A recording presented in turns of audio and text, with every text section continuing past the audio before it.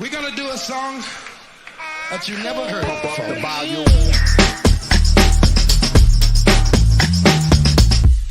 Hear the drummer get wicked.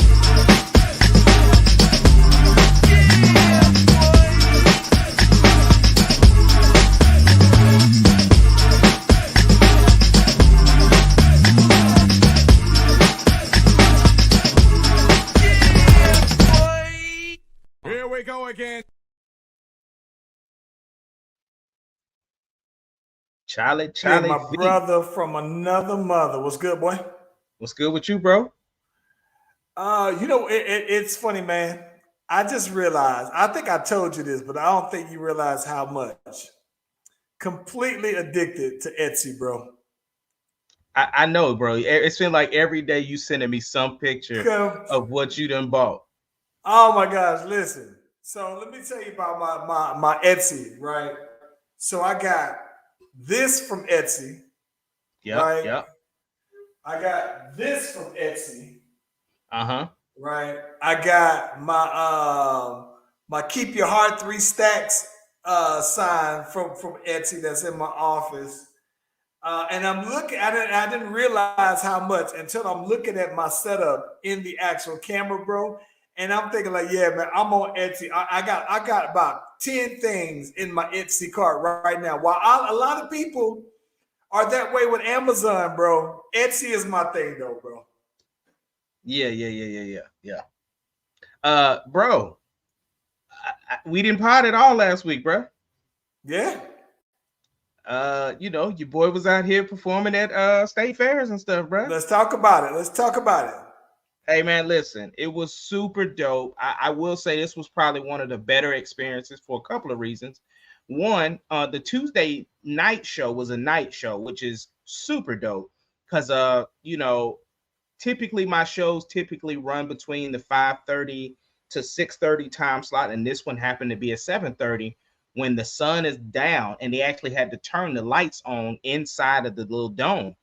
And bro, when I tell you that I got to see new people experience me for the first time, it was super dope. Like I was pointing people out who you could see in the background or whatever like that. What was funny is because they had this lumberyard thing set up right behind this on the backside or I guess behind the audience, so to speak. And they did like this lumber show where they're standing on the wood and that people are standing on it and you can make them fall in the water, or they're doing the saw competition or whatever. Okay. So that was so that was right before I performed. So the stage manager was like, listen, bro, as soon as them boys let out, you better go because that crowd is going to disperse and you got an opportunity to pull them over to where you at. So as soon as he gave me the thumbs up, bro, I hit the start button. And a couple people came over. You started seeing other people bring their families over. Kids was dancing all in the front. And then, of course, the secret weapon, bro. I bring out Charlie, and she shut the whole state fair down, bro. Shut it down. So listen, I'm gonna be honest. The whole time I know what you gonna do, but I've been waiting. I was gonna say, why? What Charlie do? That's what I wanted to. That was the number one thing. What she do? Yeah, Charlie did her thing, man. And she used in-ear monitors for the first time. I got her these cat headphones, and so she had her little in-ear pack, and she was out there doing her thing. And then Saturday, what made that one was dope because I brought Rocky back out. My parents came out. Okay. That one was a hot one because that was 4:00 in the afternoon. So that was like, I mean, it was pretty hot. Like your boy got off stage. It took me a minute to recover. I ain't gonna lie, I had a little heat stuff going on, bro. Jesus. So what was the temperature out there? Oh, bro, Oklahoma, man, it be anywhere from, saying you can go anywhere from 88 to 107. Like, yeah, Oklahoma, man, weather be so jacked up, bro. Dang, man. No, Yeah. I did see. I started to see Rocky post some pictures from the thing. Usually you good for video. I didn't see the video this time around, though, man. So yeah. No video this time. Brown was out of town, and I had my camera, but it was a lot of communication issues when it came to because like Deuce had to come pick up his sisters because I had my mom and dad with me. So it was a lot of moving around. And the thing that was different about the Saturday show is the group that was before me, they took their entire time that they were up there. So which means you only get 30 minutes. That's setup times and tear down. You only get 30 minutes. My set is 26 minutes. So that means, and I have my own PA system. So that means I got to plug in and be ready to go to be able to fit everything in within the time frame. So I didn't have time to set up the camera and make sure Layla was going to be straight, because she recorded last time when we were at the Juneteenth. So I was going to have her do it again because Deuce was picking them up. Ain't no telling what time they was going to be there. So yeah, it's just one of those things like, hey, if you wanted to see it, you should have been there. So yeah. No, it sounds dope, man. Like I said, I saw the pictures. The pictures look phenomenal from it, though. It looked real dope, man. Yeah. Well, look, man, let's get this music popping because we got a bunch of stuff to talk about. Let's do it.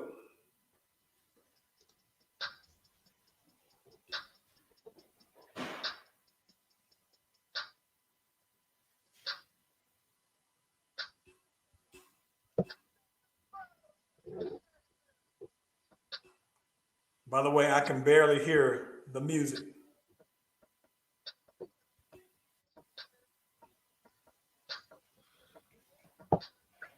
Yeah, I think it's going on your side, but not through the whole thing.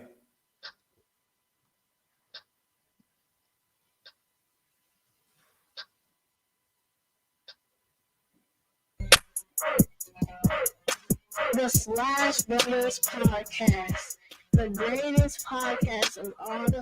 The Slash Brothers Podcast, the greatest podcast of all time. Yep. Listen, if you haven't already, be sure to like and subscribe to the Slash Brothers YouTube and Facebook pages. We are live on both platforms at the same time. You click on the notification, you get the heads up whenever your boys and is doing their thing. Ace Kennedy.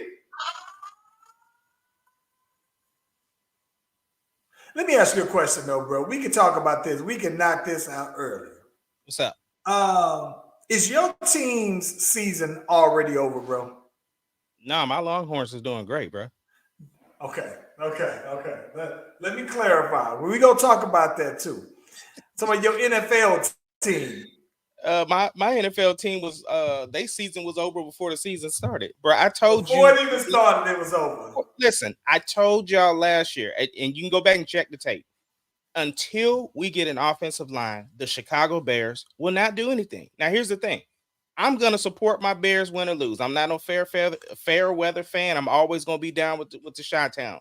But at the end of the day, until we address the issue of the line, we're not going to do anything. Stop trying to blame it on Justin Fields. Stop trying to blame it on this. Stop trying to blame it on that. The dude is running for his life every play. And so the thing is his internal clock is completely jacked up. So even when he does have people open, available to do whatever, his internal clock is so jacked up. He's not making all of his reads correct because he's constantly, if 3 out of the 4 plays you're running from your life, you're jacked up because all you're thinking about is your safety first, which is understandable. And here's the thing: they're gonna use him as the scapegoat. You're gonna hear all the whispers and the commentators talking about Justin this and Justin should be doing this and Justin should be doing that. Well, get that man some protection. I guarantee you, if he goes to another team with better protection, you will be like, this dude is night and day. Let me tell you what I think is crazy. What I do find to be very crazy about the Bears in particular is that I don't think that, to be quite honest with you, that the criticism of him is unjustifiable, right? And I only say that because I understand everything that you are saying.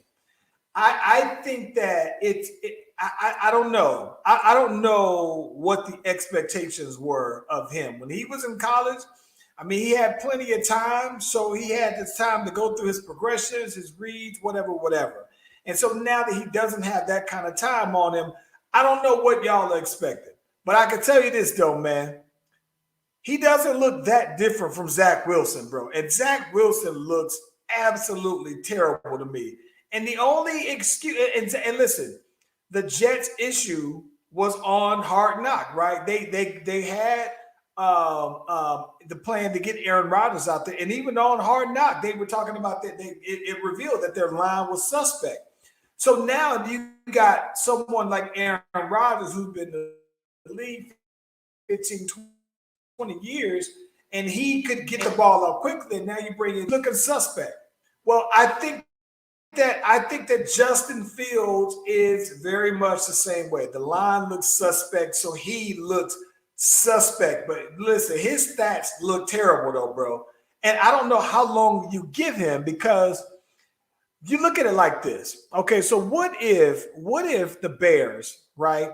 What if the Bears are so terrible that they get the number 1 draft pick and have the opportunity to get Caleb Williams? Do you unload Justin Fields to get Caleb Williams? You're going to have to, because again, you and I both know the way things work in the NFL, in the NBA, whatever. Whoever's the guy, you get the most praise when you win, but you also get the most blame if you lose. Justin Fields is the face of the franchise. He's been the best quarterback that we've drafted in quite some time. While Chicago is very known for not having good quarterbacks. So here it is, the first time where you're like excited about the quarterback position. So he's going to get the blame. But we know, watching this as a fan of the Bears, as somebody who's followed them for a long time, it is the offensive line. I've said that, like I said, check the tape. I've said that for quite some time. But at the same time, if you have the opportunity to get Caleb Williams, you're going to get him. You're going to bring Caleb Williams in, and he's going to be in the same boat that Justin Fields was in, though. If the line is trash, the line is trash. And I don't think that it's going to have him looking. He may look a little better, but here's the thing. I don't think that Caleb Williams is a running quarterback, right? So at least Justin Fields can run for his life. I think if you get Caleb Williams without addressing that line and you put him in a worse position than Justin Fields, though, bro. I understand, bro. And that's why, but again, you won't hear me making any excuses. It is what it is. We are going to look this way until we address it. But here's the thing. Forget about the offensive line. Bro, the way Kansas City was out here throwing on my defense, you got it, man. We got a bunch of issues. The Bears just terrible, bro. Yeah. Let me ask this though, man. What do you make of since y'all played against the Chiefs, Taylor Swift being at the game, and the rumors that her and Travis Kelce date? They said Travis Kelce's jerseys sales went up something like 700 billion% in one day because of the Swifties, apparently. Is that pressure? What we doing about that, though, man? I have no problems with it whatsoever. Here's the thing, brother. If you're winning and you have this, like you already got the league looking at you because you are NFL champions, right? So the pressure's already on that organization to get back to the Super Bowl, and you have the face of the face of the NFL in Patrick Mahomes. So, Patrick Mahomes just coming off of the quarterbacks program that's on Netflix, like the Chiefs, and then he's in every State Farm commercial. You know what I'm saying? Yes. So there's already pressure on the Chiefs anyway. So now that you bring the Swifties with Kelce, it doesn't bother me whatsoever because, hey, they winning. You know what I'm saying? If your team was losing and you was bringing this type of attention, yeah. But dog, the thing is you think about how much ticket sales goes up for even the away games with the possibility of Taylor Swift showing up. You know what I'm saying? So I'm here for it because as long as you winning, bro, you can do whatever antics you want. If you winning, you deserve it, bro, because there's going to come a time when you're not. You know what's funny, bro? Let me tell you this. Since I didn't want to seem like we just jumped on the Bears, parallel to that, I think that my season is over with, bro. My season is over with. Yeah, my season is over with for two different reasons. And you know what? This is my thing. I think I have to lower the expectations of my team. right? I didn't have high expectations, but they're even lower now. And they're lower now because, for one, like this is my thing. I thought that Jameis Winston wasn't so bad when he had Sean Payton. Sean Payton's not there anymore, right? So, and we'll get into that. You know, we can segue into that. But now he doesn't have anybody to prevent him from doing Jameis Winston kind of things. So I think that now Derek Carr is now our quarterback. And so he's hurt. Derek Carr was already suspect to me, right? So now he's our quarterback. He goes out, sprained shoulder. And I already had issues. I think the last time we potted, I said, bro, our line is disgusting. And I thought that our line was going to be okay. So now here it is. Our left tackle is trash. I'm watching him give up sacks. And sure enough, Derek Carr gets the smackdown put on him. Now we got Jameis Winston in. By the way, we almost, we had it. We were looking straight up until that point. Even when Jameis Winston came in, it wasn't his fault that we lost, right? But I'm just tripped out on the fact that Jameis Winston isn't a runner. So I look at that and I don't know that we've seen enough of Jameis Winston post him throwing all those interceptions for me to believe otherwise. So his history tells me that he will chuck a nice deep ball. It also tells me that he will turn that thing over. And maybe he got hurt before we had the opportunity to see him do otherwise. But once I saw him as our starting quarterback, I said, that is it. Our only saving grace, to be quite honest with you, is that at first I think that our entire division is unproven, right? Mm-hmm. Every team that we got that's in our – listen, this week, every team in our division lost. Everyone lost. The Falcons got washed by the Detroit Lions. The Carolina Panthers got washed. We lost. And then the Bucs lost yesterday. Everybody lost. So it tells me we're the most experienced of all the other teams, but it's not saying a lot. I think that we can make the playoffs still, but in terms of being a true contender, like if you tell me that Jameis Winston is going to look like Jameis Winston, the Heisman player, then we talking about something. But if he ain't that, it's a wrap. But Sean Payton ain't walking through that door, though, bro. Well, I don't think y'all want Sean Payton anyway. Shoot. After this week, bro. Listen. Y'all look like y'all dodged the bullet, bro. You know what I think? I'm going to keep it a stack, bro. I think that with all things equal, the Broncos aren't what people led us to believe they were. Like, people made it seem like the Broncos were just a quarterback away from being a Super Bowl contending team. And then they get Russell, and then they traded their best defensive player, right? So that's one thing.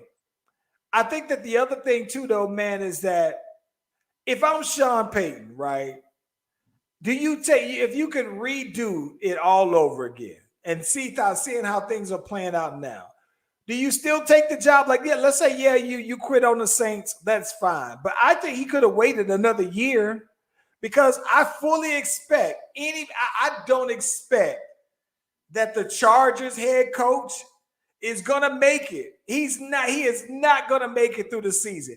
I suspect that he'll be gone by week 6. And so then here it is. I thought it would have been a much better decision if he get a young upstart Justin Herbert, the same way how he got a young Drew Brees and then take off, though, man. But I don't think that, listen, them boys, they got the way that they got beat so bad. I didn't even see the game. I didn't get a chance to watch the highlights. But when I saw the game and I saw that it was Miami and Denver and that score, I almost thought that it was like maybe this was like a WNBA game and that maybe somebody just got washed real bad. And I was like, oh, snap. No, this is the next score was the NFL. I said, dog, you know how bad you got to be playing to lose by 50 points all around? Yeah, here's my thing. I think that it was okay for him to leave because New Orleans may not even have given him another year. New Orleans would have never got rid of him. Bruh, everything is about what have you done for me lately, bruh. He said, listen. Sean Payton left New Orleans on his own. He kind of got burned out, wanted to take some time off. That also told me that he didn't see a transition from Drew Brees to the next person. Because if you give me, not Derek Carr, whoever, if you give me one of these other quarterbacks or whatever, a good, solid, equal to Drew Brees as we last recall him playing, I don't think that Sean Payton leaves. But I think that Sean Payton had complete control over the Saints. He had the same level of control that he has now. And if you want to really say it, he went to a worse situation than he had in New Orleans. Maybe he just wanted a new challenge or whatever, though, bro. Yeah, but the expectation is different, though, right? Because at some point, even though you are royalty over there, you are still expected to win. You know what I'm saying? Denver, they got to give you a couple of years, bro. You like, yes, they probably have the expectation that you're going to come over here and fix this real quick. Like, you're going to be the duct tape and just patch it up real quick. But at the same token, at the end of the day, they see that they have more issues than just a quarterback. And I'm not even fixing to put this all on Russ either because, yeah, you should have been able to score more than 20 points, but you ain't on the defensive side of the ball. Listen, I get that, but with all of those times, right? If my math is correct, they scored 70 points. Them boys had 300 yards passing, 300 yards rushing. I get that that's not on Russell to stop that. However, if they scored 10 times, every time you get the ball back, you get your chance, right? So I think that this is what I think. Here's what I think is crazy. I just don't think that Russell and Payton is a good fit. And I don't think it's going to be a good fit. I just don't.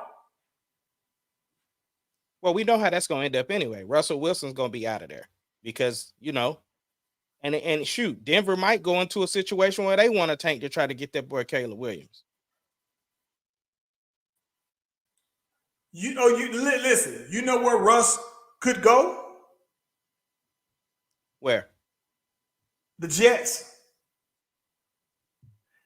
I think that Russ can go to the Jets. If Aaron Rodgers, listen, if Aaron Rodgers doesn't come back, I know that the Jets have had this kind of history of getting quarterbacks after their prime, but you get Russ, I think that he might look all right with that team. Well, first of all, let's go ahead and tackle that. He will be back. As a matter of fact, he's actually talking about coming back this year. He's talking about coming back in January, bro. I understand that though, bro. But listen, I'm gonna be honest with you. I think that Zach Wilson plays so badly, and I'm not saying that it's totally his fault. But listen, he take a lot of it. I think it is a lot of him and a lot of their offensive coordinator. But with that being said, I think that there'll be so many games out of it that it doesn't make any sense for him to rush back. Well, what do you feel about the letter that Colin Kaepernick sent to the Jets? Well, so here's what's funny. I thought that it was J. Cole that sent the letter, wrote some letter for basically lobbying to get Cap. Listen. No. J. Cole just showed the letter that Cap sent. That was from Cap. Okay. Yeah, no. All of that was from Cap. What it is, he shared it on his social media. The letter that he sent. This is what I think, bro. I think that if you're the Jets, unfortunately, bro, you got to start playing for next season. Because here's the reason why I say playing for next season. I think that Colin Kaepernick is so polarizing that if you bring him in right now, he's clearly going to be better than Zach Wilson right now, right? And then that basically is your admission that the minute that you play him, you can't go back to Zach Wilson. So now you didn't spend a second round draft pick. That's your admission that we just messed things up. But aside from that, if Colin Kaepernick comes in and plays good, now you still got to have that conversation of, well, damn, we got Aaron Rodgers. Now you got a whole different kind of dynamic that you didn't have to have. I think that Colin Kaepernick, to me, brings the same kind of dynamic personality and just aura that Cam Newton would have as well, though, bro. So that's why I think you see teams that are signing a Trevor Siemian, right?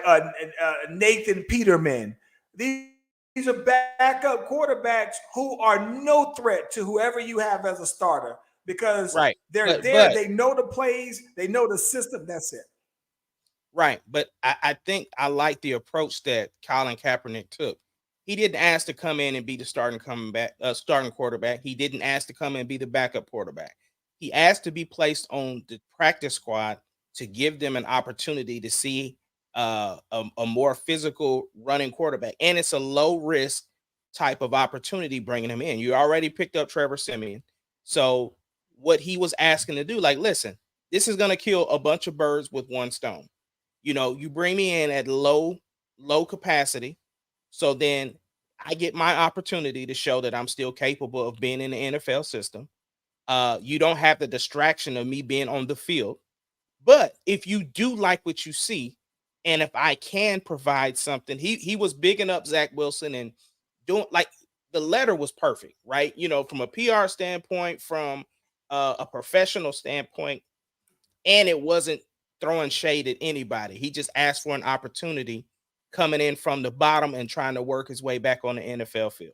And I thought it was perfect. It was a perfect timing because the thing is, they didn't ask Matt Ryan, was he coming back?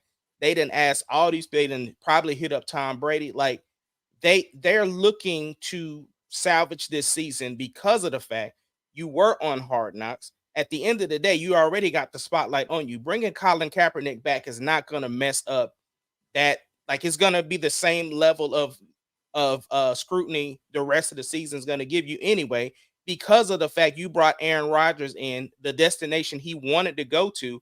You were on Hard Knocks, and now you're in a position to where it's make or break for this season.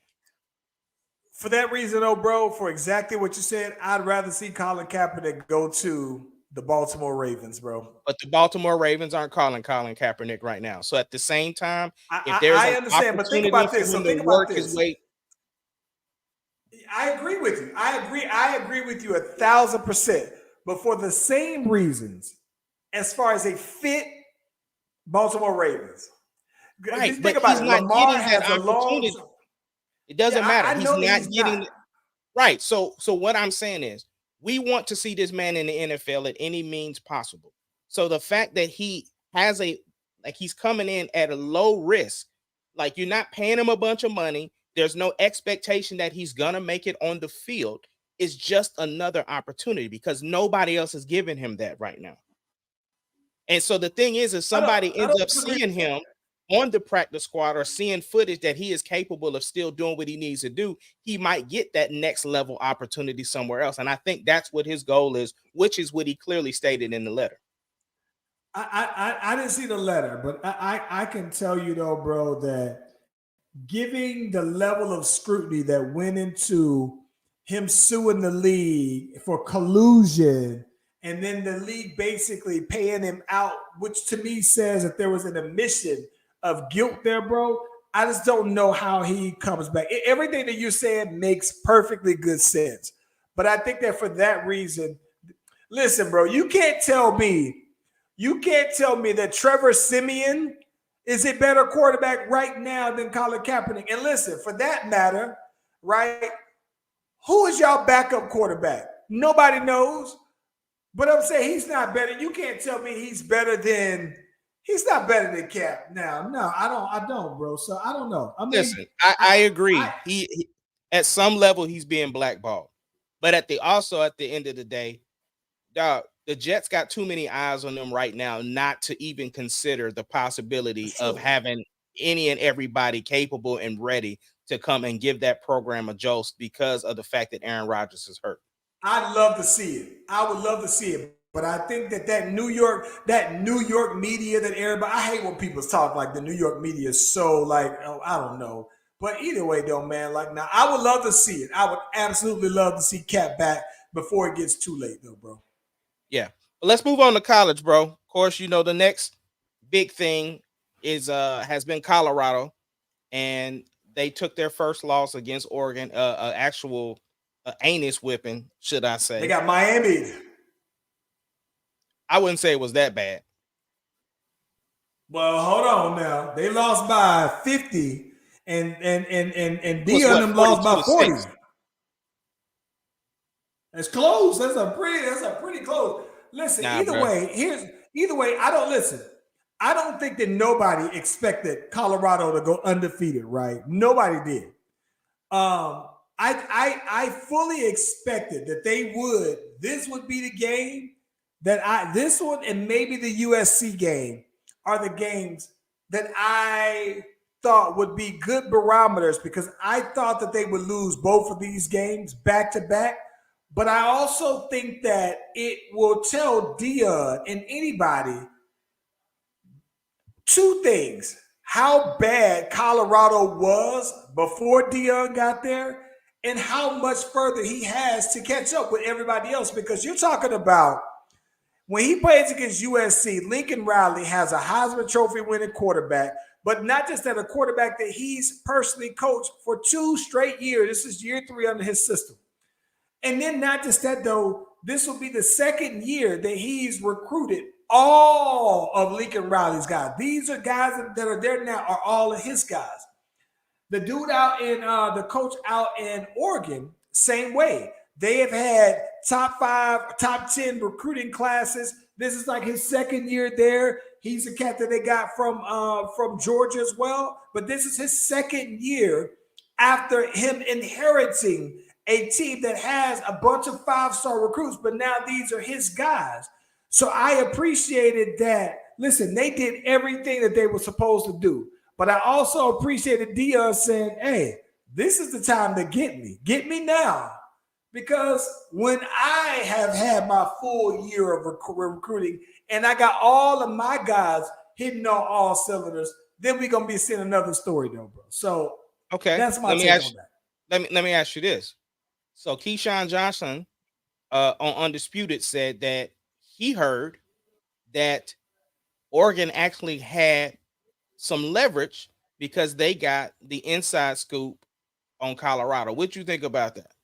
So, so when he said the inside scoop, I think that he basically said that he had other teams were basically given information on how they should play or play Colorado and how they can beat them. Man, listen, and he said, I'm not going to say any names, but y'all know who I'm talking about. I'm going to keep it 1,000, bro. The only person I can think of that would matter would probably be Nick Saban, bro. Nick Saban or Kirby Smart. And here's the only reason why I would say that. The only reason why I would say that is because I think that, for starters, they all come from the Nick Saban tree of coaching. And I think that with all things considered, Dion, to me, they have on a national scale of recruiting, they can compete with each other and they're used to talking each other's game. But I think that Dion provides a different element, a different dynamic to recruiting that none of them have.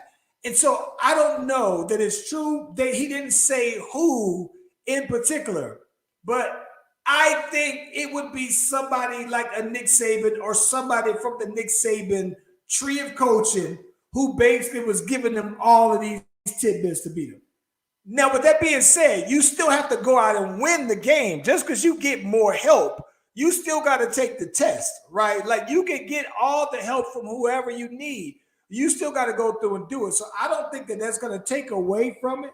But that does tell me how afraid people are of Dion being great, though, bro. Yeah. I mean, we'll see what happens with this USC game, bro. That's going to be the primetime game, bro. Listen. USC will score a lot of points, but USC will give up a lot of points as well, though, man. So I think it's still something to be said that Shedeur Sanders gets sacked a lot. I think he gets sacked. He's been sacked 21 times already, bro. That's a whole lot for most people. Don't catch that for a whole season. So I don't know. Yeah, well, look, crazy, man, real crazy. Let's transition out of sports, man. Let's get into this entertainment stuff, man. Okay. Where you want to go first? Tory Lanez. All right. So Tory Lanez released a audio from jail, basically talking to his umbrellas. Hey, they tried to hold the boy down in county for and then had me isolated for 23 hours with no windows, no mirrors, couldn't see myself at all, was in a smaller than small room. And now they got me moved over to where I need to be. New music is about to drop. The new videos is about to drop. I'm on the up and up. I'm still smiling. I know it's a dark spot, but at the same time, I know the sun is gonna shine again. But he was sounding real happy in this video, bro. Like trying to encourage his umbrellas that he all right. Hey, listen, man, I'm happy that he is optimistic, bro. Like seriously, I don't know what else to say about that. Like if you still usually, man, I think that some people feel like when you first are in there, you still see that silver lining, though, man. And I've known people who've been in jail, bro, for years, and they feel like they gonna get out any minute now. There's always that possibility, and people can be ever the optimist, though, bro. So I'm hoping that, to be quite honest with you, though, bro, that his optimism is because he just has some information that that other people may not be privy to, and that maybe him being sentenced and having this kind of admission of guilt or whatever, maybe there is something where the court of public opinion and the actual criminal courts, where there's some line that can be met, where people feel like, all right, listen, man, I don't think that nobody expected he would get this much time, but at the same time, it's like, all right, he's been convicted. I don't know how I feel about it right now, though, bro. I don't. And I just say this. I think at the end of the day, he's just making the best out of a situation that he's in, right? Like you said, he's already been found guilty. He's already serving time. That doesn't mean that he got to stop doing whatever. I mean, whatever's going to give him that light, because everybody deserves a second chance, man, regardless of what you do. So if he's trying to start anew and focused on the career and like, listen, I still have a mission that when I get out, I can still, I can still do stuff and have good community service time, that I can get out early or whatever the case may be and still be relevant, then I don't have an issue with it because he's serving his time. I get you. I'm not gonna lie though, bro. His optimism and how upbeat he was, it made me almost feel differently about him being locked up, bro. It's different because when like you think about it, when you talk about high profile young guys that have been locked up, who comes to mind is Bobby Shmurda. And when Bobby Shmurda got locked up, I think Bobby Shmurda basically got the additional time because he didn't rat out on any of his peoples, right? He took more time so that his guy wouldn't take as much time, though, right? And that was commendable. And when he was locked up, he never made it seem like he having a party up in there and everything like that. He just still kind of seemed very humble about everything, though, man. And so it made you feel sympathetic. And when I listened to the Tory talk from jail, it just almost had me thinking, like, I know he's optimistic, bro, but it also makes me not listen. We protect Megan Thee Stallion at all times and at all costs, but it also makes me feel like he's not the villain. That's where I'm kind of torn. Well, like I said, at the end of the day, he deserves a second chance. He's He's paying for his crime and he's doing what he was supposed to do. So I'm not gonna knock if he still got people that support him and believe he's innocent and want to support his music. Who am I? Because again, he's serving his time. Yeah. Yeah. I just don't want to listen. I don't want it to come across like, all right, bro, listen, protect black women at all costs. I'm all on that. But at the same time, I don't know, bro. Like, I'd love to see if he got less time, if that meant that he admitted to do it. I don't know, bro. There has to be another compromise other than this, though, bro. So that's my issue. Yeah. In other celebrity by the way, news, speaking of jail, we didn't talk about this that much. But the boy BG is home. He's back in the studios as well, though, man. Super happy to see that, though, man. I know that people already been dropping memes about the boy BG, and some people are still not used to seeing BG wearing glasses, though, bro. But I am super glad to see that BG's home, and I'm super glad to see the reception that he's received from the hip hop community, though, bro. So yeah, it's real dope. Yes, sir. Yes, sir.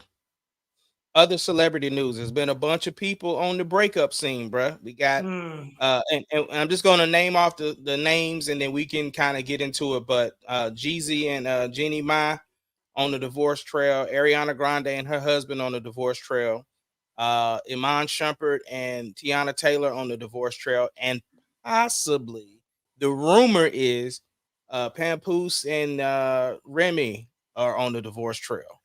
Why is you calling that man Papoose? I'ma always call him that. Papoose. I know what his name is, bro. We've had the same conversation for years. No M. No M in Papoose. Listen. All of these are different. That's what I think is crazy to me about this, right? Yeah. So what makes all of these different is Ariana Grande. She got married to this dude. She's only been married for like maybe 2-3 years, right? And that's one thing. The thing about with Jeezy is that, like, I think that because Jeezy's courtship of her was so public, right? That's the thing I think that's just been most mind-blowing, because you've been able to, and when I say we, the public has been able to see and hear about Jeezy from day one. She's outlined how they got together. So you've been watching them. And so I think that it's the same. I do think that the thing that's the craziest is that I do find it crazy that Jeezy filed for the divorce, right? Like, guys don't usually do that, though. So it tells me that he had to have seen a serious difference and seeing eye to eye on their marriage, possibly raising their kid, because guys just don't go and foul first. They just don't. It's just, statistically speaking, guys just don't. Right, because even what's his name? Who just got fired from ESPN? Was married to Molly. Jalen Rose. He filed for divorce. By the way, I saw Jalen Rose out there with Angela Rye, and I'm not mad at that. That's a good look. And I don't care what nobody says, bro. Jalen Rose is always going to be all right, bro. Jalen Rose stay winning, bro. Like, people make it seem like when he lost Molly, and listen, she fine. Don't get me wrong, though, bro. But Angela Rye's nothing to snooze up. And listen, the boy's out here, hairline still intact, braided up out here with her. Listen, man, good look. Very good look for him, though, man. I ain't mad at that one, though, man. It's a good rebound. But I ain't mad at it either. Listen, of those that I can't quite tell if I'm more disappointed in, I don't know if I'm more so disappointed in Papoose, Remy, or Iman Shumpert and Tiana Taylor. Bro, and let me tell you the reason why. Go ahead. See, I have not even seen nothing about the Remy divorce, because I heard the whole thing about the battle rap stuff was all that wasn't true. So you got me. I gotta look some stuff up because you. Okay, listen, bro.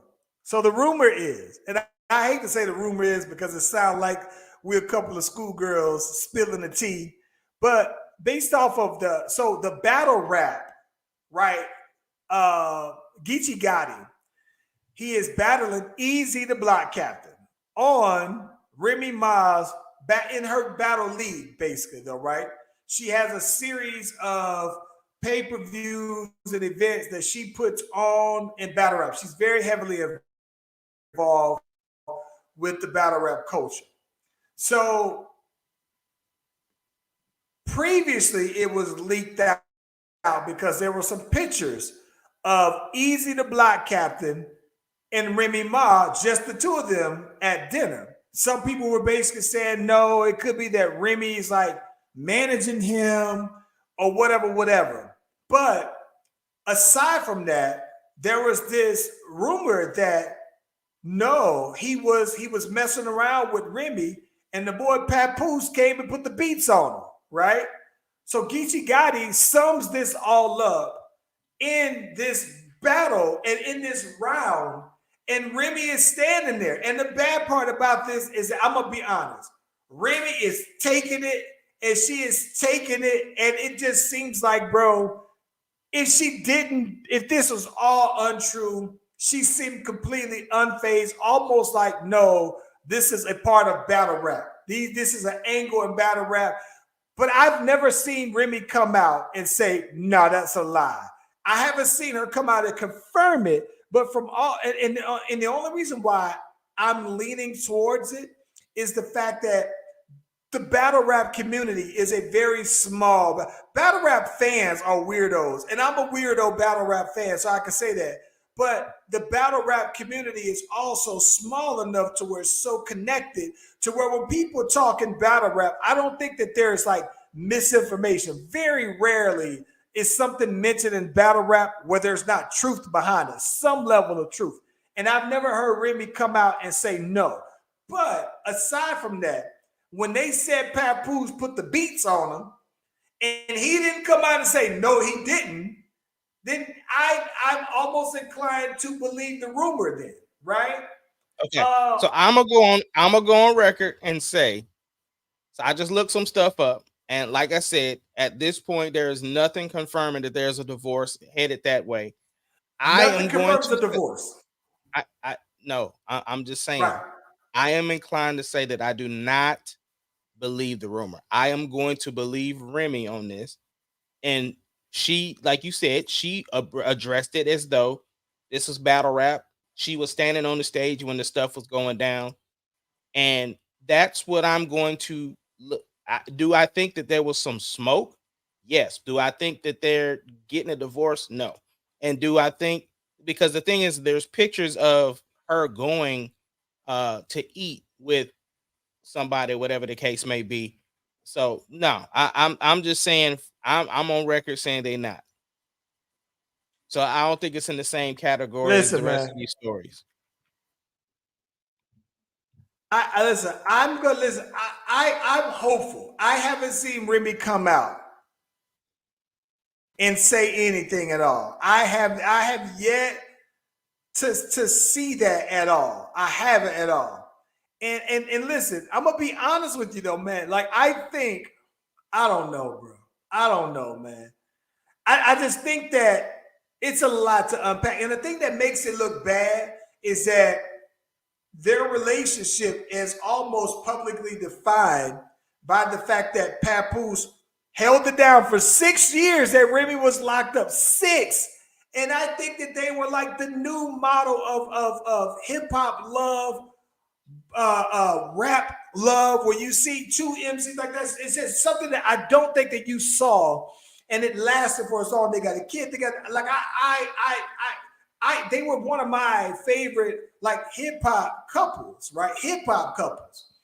But then it's also like the same thing with Iman Shumpert and Teyana Taylor. I like them being together. They seem like it's like they were like again, you see the black love, you see they seem to be very much it. She's an R&B singer, he's an athlete, former athlete. It just all kind of makes sense to me though, bro. And then when she kind of came out and said, yes, man, we've been kind of separated for quite some time. And I was like, all right, you know what? It's I think that I like that she at least came out and said, listen, don't be jumping on my dude. We still cool. You see him out and about with another chick. It ain't like, you know, we haven't been like that.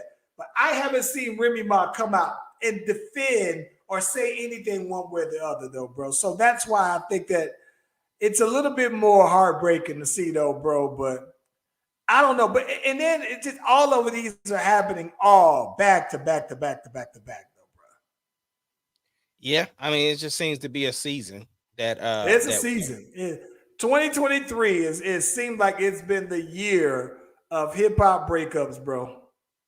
Yeah, the thing about the Amon Shumpert and Tiana Taylor, like I like the fact that she came out and was just like, look, yeah, we headed that way, but we still the best of friends, and you know, I like that coming out and basically clearing that up too.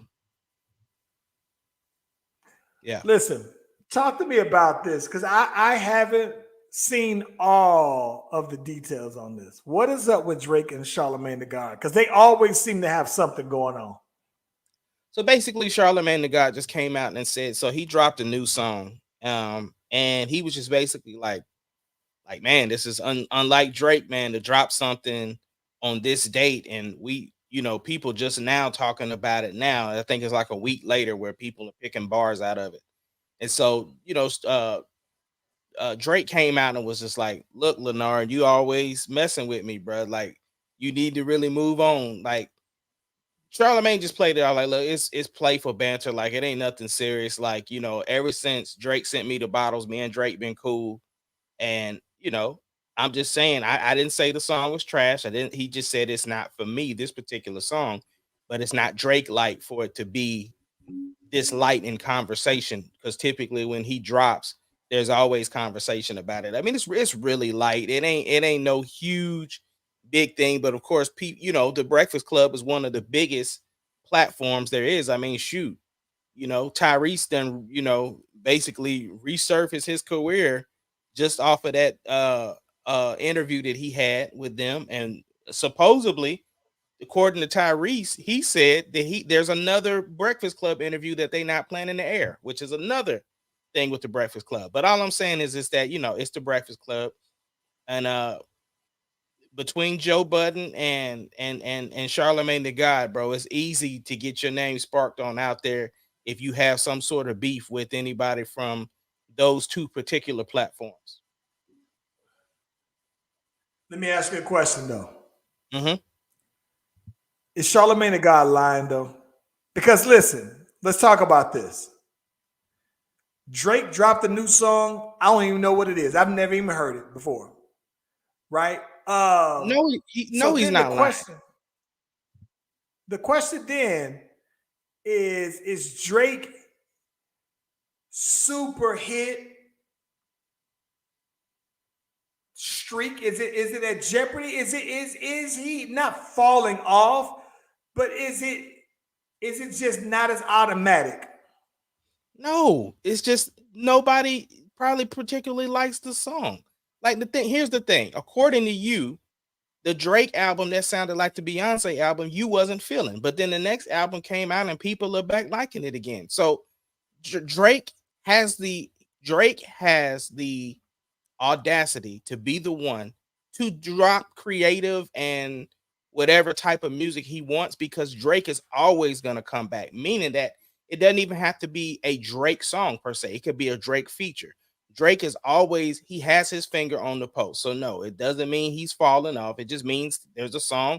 Like, for instance, we just talked about the Cardi song, right? The Bongos, right? It's not a WAP, but it's still a solid song, right? And unfortunately, we thought at one time that she wasn't going to have a record bigger than Bodak Yellow. So the thing is that wait, is WAP bigger than Bodak Yellow? I think commercially it is. See, I think, listen. The reason why I say it's commercially bigger than Bodak Yellow, because Bodak Yellow is more of a hood anthem, right? It's not, yeah. What I'm saying is if you asked a random white person, does she know Bodak Yellow or WAP, which one you think she gonna know? I think she's gonna know the phrase WAP from the song, but I think Bodak Yellow is a bigger song still than WAP. No. Bodak Yellow is a bigger song to our community. No, bro. Watch what. Okay. No. I can't. No. I can't let you know. Listen, listen. I understand what you're trying to say. So let me just put that on out there.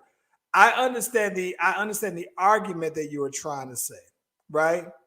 But what I'm not gonna let you do, I'm not gonna sit here and let you make Bodak sounds like it was exclusively for us and our community, and that WAP is a international community. So I don't think that that's the case. I think that Bodak and WAP, same lanes, one may sound sonically more commercial, but I think that Bodak is bigger than WAP, bro. Because you live in our community. No, it's not that. It's not that. Charles, I just said commercially, Bodak is bigger. Charles, this is the same argument that we tried to have when I told you that The Weeknd was the biggest artist in the world, and you didn't want to believe that. He's not bigger than Beyonce, so we might as well not even have that conversation because he ain't bigger than Beyonce. No. I was gonna call our residential white informant. Call him up. Call him up, then. Let's call him up. Let's call him up. I hope he answers too.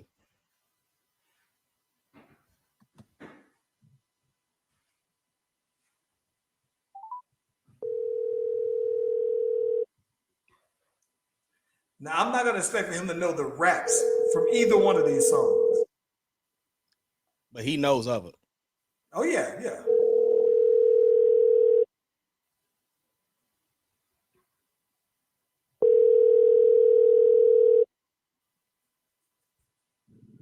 This is Justin with Smith & Nephew. All right. Yeah, I'm not. I understand. I understand everything that you are trying. I understand the argument. I'm just saying that I couldn't disagree more with the sentiment that WAP is commercially a bigger song than Bodak. I just don't think sonically it sounds more commercial. But I'm talking about the impact of the songs. It just because Bodak seems to be more of sonically, right? I don't think that the impact of it overall commercially, I don't think it's less than Bodak. Wow, I think it's way bigger. I disagree, bro, because more sites picked up on WAP just because of what it was talking about than people were talking about Bodak Yellow. Again, you know how big Bodak Yellow is because recency. Of the fact. It ain't about no recency. It ain't about no recency, bro. It's recency, man. People weren't talking about Bodak Yellow like they was talking about WAP. That's the thing. That's the part. So fundamentally, that's the part that we disagree with, right? That's the main part that we disagree with. That's why I'm saying. That's why I'm just like, I understand everything that you're saying. I'm just saying that at the crux of that argument, that's the part that I don't. That's what we need to put the poll up on there. Put the poll on there. We definitely need to put the poll up. Let me see if Boney will answer. Let me see if Boney will answer. And then we'll move on. The cockaroo himself. Just to ask him, why? Why do he do what it is? What's up, bro? Boney, see, you are on the Slash Brothers podcast. We just had a quick question for you. We're live on the podcast at the moment. Your chief of the Slapperhole tribe and myself are having a conversation, and we are trying to figure out commercially which one is a bigger hit, Bodak Yellow or WAP? Ooh, wow. I'm going to say Bodak Yellow because it led the way for WAP. Right, but this was my argument, right? My argument was that more people picked up on WAP because of the content that it was. So what I'm saying is you could ask a random white person, right, if they've heard of Bodak Yellow or WAP, which one do you think they've heard of? Oh, yeah, they're going to say the wet ass. They are going to say the Right, wet ass. because my thing is, I believe in what I believe, right? Bodak Yellow is a bigger record for us as our community. So we know how big that record was, but commercially. So all I'll say to that is I give my white audience a little bit more credit than I think they did know who Cardi B was. Because she had them going okay. She had them going okay before she had to do the WAP. So I don't think that the WAP would have got the love if it wasn't for Bodak Yellow. No. I So- understand that, but this is what I'm saying, right? Mhm. There are going to be some white people that know Bodak Yellow because that song was a big record. But what I'm saying is there is more of an audience that knows WAP because of the content that it was. It got it generated more conversation. that's what. So that's why. So that's why I said there more commercial. comedians. Yeah, more people spoke about it because it was a funnier content. And you know, we had the memes that told you your grandma. You said, what was it? Worship and praise. That's what Right, WAP right. meant, But which brought more attention to the record is because I understand. now people need to know what is everybody talking about, which drew more attention to the record. So commercially, in my opinion, it's bigger than Bodak Yellow. I can see that. I can see that. But I would tell you, 10 years from now, when we're talking about it, WAP will be a segue to talk about Bodak Yellow, how she came onto the scene. So when I'm thinking about commercial, I always think about in 10 years when I'm explaining to my grandkids. Yeah, you know WAP what I mean? is still going to be a reference, not Bodak Yellow. Yeah, it'll be a reference, but I think Bodak Yellow will be a harder record because there's more lyrics on it, and it'll last longer. Yeah. Commercially, Bodak Yellow to me will last longer than WAP. WAP will be a gimmick record. It'll be the MC Hammer. Wait a minute now. I'm a Hammer fan. I know you're a Hammer fan. You look like it. You look like MC Hammer. When I think of MC Hammer, I think of you big-headed troll. But you Hammer's my guy too. Listen, this is how far back I go. Ain't nothing wrong with Hammer. All I'm saying is when you talk about rap, you know who you don't refer to? MC Hammer, because he's a gimmick. Well, No, that's all. Listen. I used to watch the. Give me your best Hammer lyric right now. Too legit to quit. That's a chorus. That's a chorus. Give me a verse. Oh, I could go on. That's why we pray. Pray. That's why we pray. Pray. We need to pray just to make it today. He's saying now, that's all my life I wanted to make it to the top. They said I could make it. Did that stop? No, I didn't stop. No, man, stop talking like that, though, bro. What you mean? Here's my thing. This is how much of a Hammer fan I am. I used to watch the Hammer cartoon, bro. Me too. No other rapper has a cartoon, bro. Lefty and Roddy was my dudes, man. Y'all know I'm the 80s baby. You dig what I'm talking about? So, I mean, I dig it. All I'm saying is MC Hammer is not going to come up in 10 years when we say, hey, who's your favorite rapper? Nobody in the world. He will. Hammer, listen, I'm going to be honest with you. Hammer was an underrated lyricist. Very underrated, bro. Oh, yeah. First off, Hammer was on death row. So he must have been a gangster. Listen, please, y'all Hammer, didn't know don't that, hurt Hammer him. fans. Yes, Where you at with that, yes, Hammer we fans? did. Yes, we most Y'all certainly didn't know did. that. Yes, Y'all, we did. You had to watch the movie. You had to watch the movie. No, did not, bro. Y'all don't remember when Hammer. You didn't remember when Hammer was buffed out at the Grammys, ready to fight. I mean, at the Source Awards. You wasn't there. I was there. You talk about the Funky Headhunters Anyway, album. Bodak Yellow. Listen, you the same age as us. Stop trying to act like you know something. Yeah, like he kept telling. He said, "Oh." He has lived a couple of lives more than us, though. He's lived like 2 months longer than us. I mean, he lived 2 months longer than me. It's going downhill right now. We're going downhill. Well, look, bro, we appreciate your time, man, and thank you for man. your I love y'all, man. I got to come on there and do some stand-up jokes. I got some jokes about Charles's six head. That boy's 4-head has grown to a 6-head, and him and my son are about ready to become roommates because I'm sick of both of them. They gonna quit. Listen, man. They gonna quit talking stuff on me on Facebook. I'm telling you that right now. Listen, when you get them I pictures love my more clear, Android, and then I don't we want to hear can, nothing. And we you can can't borrow my entertain charger. You can't borrow my charger. No, he got an Android too. Oh, Charles I got don't an know what Android. We all Android. We notes over here, bro. You Hey, just man, the the only way he one was that take talking bad with my pictures son, with it your was straight Android. disrespect. It was straight disrespect the way he was talking with my son. I didn't like it. Yeah. All right, bro. We love you, man. All right, man. Love y'all, man. Two All right. fingers. Peace. Peace. Bodak yellow, bro. Yeah, we got to put that poll up, bro. We got to see. Yeah. That's a good one. That's a good question. Yeah. Bodak or what? What you got for the rest of the week, bro? You know what, this week, man, is Landon's birthday weekend, man. So, you know, we getting that in. I'm trying to go ahead probably like right after this. I'm about to toss back some wings and watch this Ahsoka. I'm hopping back in the lab. Listen, been on fire in the lab, and I'm trying my best not to stash some beats that I know for sure people have been saying, yo, send me something.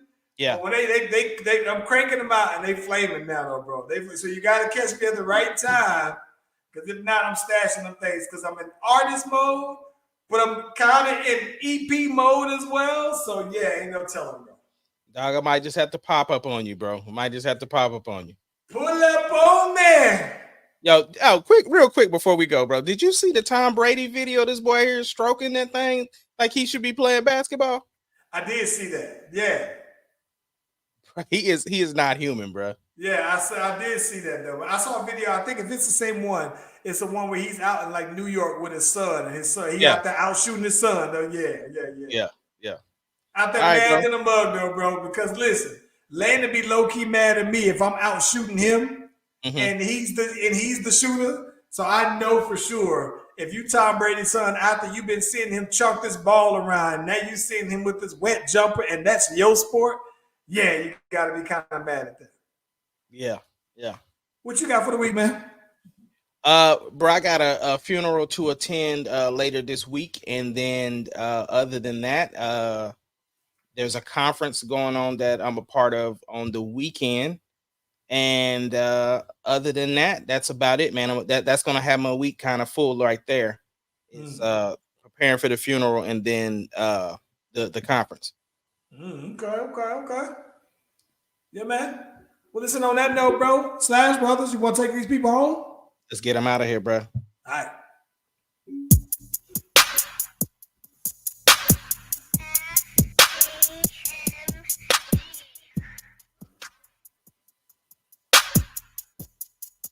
It doesn't matter what your name The is. Slash Brothers Podcast, the greatest podcast of all time. The Slash Brothers Podcast, the greatest podcast. Can you dig of all it? time. Stuck up.